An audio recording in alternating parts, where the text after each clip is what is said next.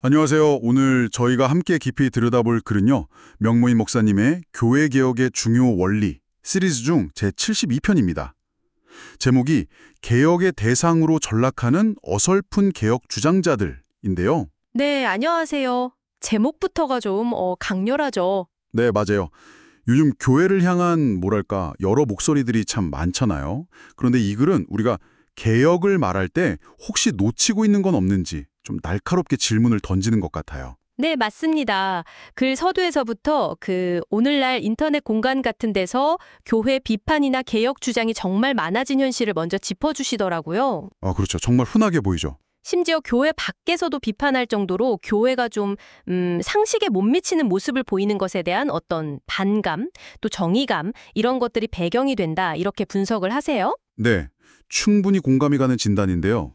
근데 바로 이 지점에서 글이 아주 중요한 전제를 딱 제시하더라고요. 어떤 전제인가요? 진짜 교회 개혁을 논의하려면 그냥 지금 눈앞의 문제만 얘기할 게 아니라 저기 16세기 종교개혁 시대로 거슬러 올라가야 한다는 거예요. 아, 종교개혁 시대까지요? 네, 당시에 그 복잡했던 역사적 상황이라든지 또 개혁자들이 정말 치열하게 고민했던 사상들, 그리고 무엇보다 성경에 대한 깊은 이해, 이런 바탕 없이는 이게 좀 공허한 외침이 될 수 있다. 이런 지적인 거죠. 맞아요. 그 지점이 오늘 우리가 좀 더 깊이 파고들 부분인 것 같은데요.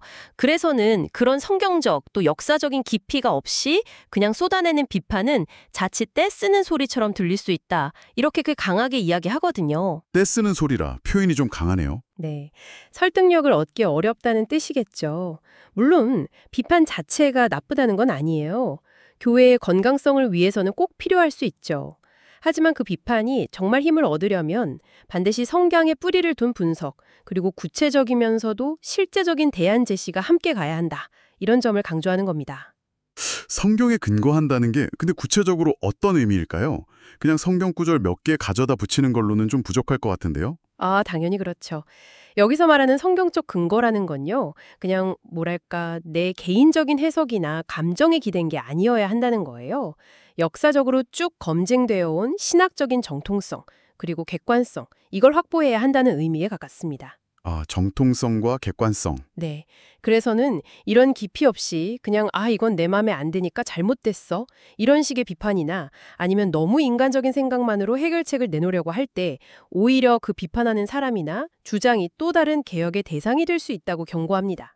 개혁을 외치다가 개혁의 대상이 된다. 이거 참 아이러니한데요? 네, 정말 귀담아 들어야 할 지점이죠. 그래서 구체적인 예시도 들고 있잖아요. 네, 맞아요. 예를 들어서 좀 자질이 부족한 목회자들 때문에 교회가 타락하고 문제가 생긴다. 이런 건 뭐 있을 수 있는 일인데 그렇죠. 그렇다고 해서 아예 목사 제도 자체를 없애버리자. 이렇게 주장하는 건 잘못됐다는 거죠. 네, 바로 그 점입니다. 글에 따르면 목사 직분 자체는 성경에서 하나님께서 세우신 질서로 본다는 거예요.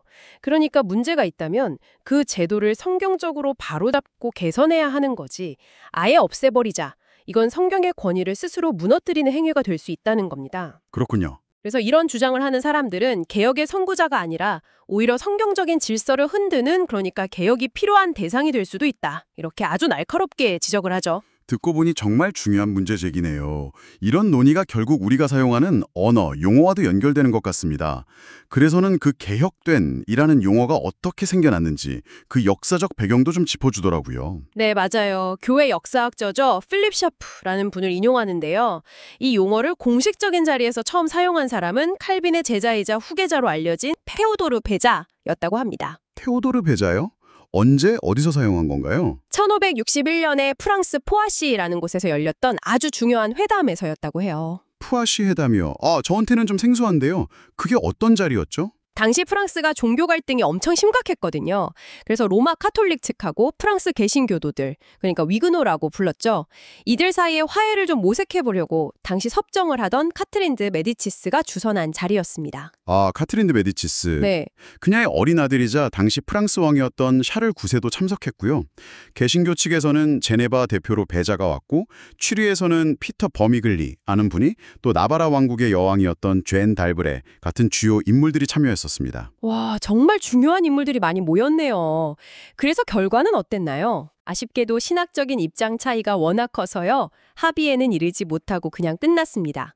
그런데 바로 이 회담에서 배자가 자신의 입장을 발표하는 성명서를 발표하면서 거기에 독일과 그 외 지역의 모든 개혁된 교회, Reformed Church라는 표현을 썼다는 거예요. 아, 거기서 개혁된 교회라는 말이 공식적으로 등장했군요. 네, 이게 단순히 개혁을 추구한다 이런 의미를 넘어서 어떤 특정한 신학적 입장을 가진 교회를 딱 지칭하는 의미로 쓰이기 시작한 거죠. 그렇군요. 그 이후에 나온 아주 유명한 슬로건 있잖아요. 개혁된 교회는 하나님의 말씀으로 항상 개혁되어야 한다. 이 말이요. 이것도 사실은 그 정확한 출처가 불명확하다고 하던데요. 맞아요. 저명한 칼빈주의 신학자죠. 존 헤셀링크, 존 헤셀링크라는 분조차도 그 정확한 기원을 찾지 못했다고 해요. 네. 여기서 글이 짚어주는 중요한 점이 두 가지 정도 있는 것 같아요. 하나는 이 슬로건에서 종종 핵심 부분, 그러니까 하나님의 말씀에 의해서라는 부분이 빠진 채로 그냥 항상 개혁되어야 한다만 사용된다는 점. 아, 정말 중요한 지적이네요. 무엇으로 개혁하는지가 빠지면 안 되죠. 그렇죠. 그리고 또 하나는 이 구호 자체가 칼빈이 살아있을 때보다는 그 이후 시대의 산물이라는 점이죠. 참고로 칼빈 자신은 그 푸아시 회담이 있고 나서 1563년에 취리히의 또 다른 개혁자 하이미리히 불링거에게 보낸 편지에서 개혁된이라는 용어를 처음 사용했다고 하네요. 네. 그리고 글 말미에서는 우리가 종종 사용하는 개혁주의라는 말에 대해서도 잠깐 언급하는데요. 사실 이 말은 개혁자들이 직접 쓴 표현이라기보다는 후대에 만들어진 신조어에 가깝고 역사적, 신학적 맥락을 좀 더 정확히 고려한다면 개혁된 교회, Reformed Church라고 표현하는 것이 더 낫다 이렇게 지적합니다. 용어 하나에도 이렇게 깊은 역사와 의미가 담겨 있는 거죠. 네, 정말 그렇습니다. 결국 이 모든 이야기를 통해서 글이 우리에게 던지는 핵심 메시지는 이거 같아요. 참된 교회라는 것은 본질적으로 우리 인간들이 연약하고 또 부패하기 쉬운 존재들이기 때문에 끊임없이 하나님의 말씀이라는 거울에 자신을 비춰보면서 개혁해 나가야 한다 이거죠.